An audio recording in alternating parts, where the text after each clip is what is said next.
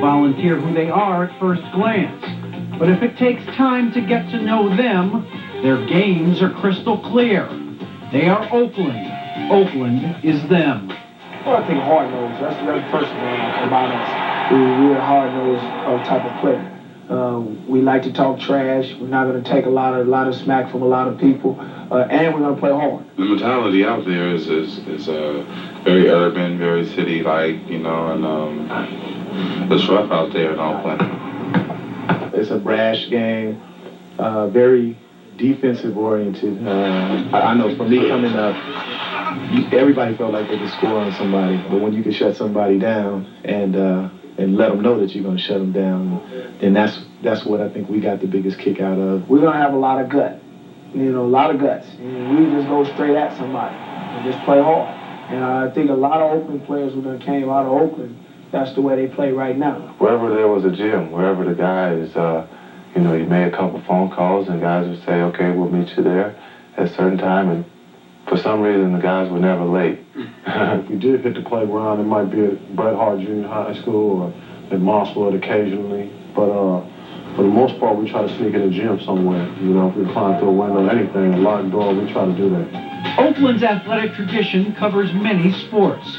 Frank Robinson, Willie Stargell, and Joe Morgan all began their baseball careers there. And the basketball talent has flowed from Oakland for 50 years. Jim Pollard, the Kangaroo Kid, Paul Silas, Lester Connor, and one who still towers above them all.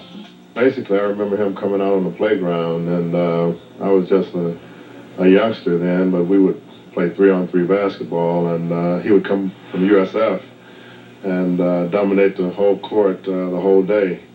He was about one of the few that could do that. And Bill was like 6'7.5" at that time. And with his tremendously long arms, you know, he was just unbelievable. It's one of those things where, you know, it took me a long time to even figure out that we went to the same high school. I think that's something that needs to be spread around Oakland so that the young people coming up today just have hope. You know, there's a way out of there.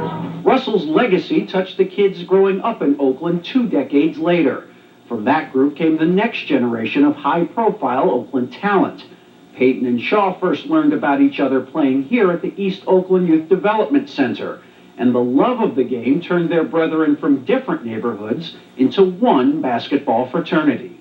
Well, I used to watch Gary every once in a while in high school. Him and Greg Foster were on the same high school team. I used to watch them sometime. And that's the first time I encountered him, and you know, he's a good high school player. JR, you know, he was the type of guy where, you know, we played against him only on pickup ball. You know, we would go to St. Joe's where Jason went to school, and we would have pickup ball there, and that's where I first played him. Myself, I'm probably the most mild-mannered of all the guys that I've named. That's probably because I'm a little older than they are, so I like to say that I raised them. Brian was my mentor. You know, I used to hang out with Brian a lot. And Brian, you know, me and Brian are like brothers.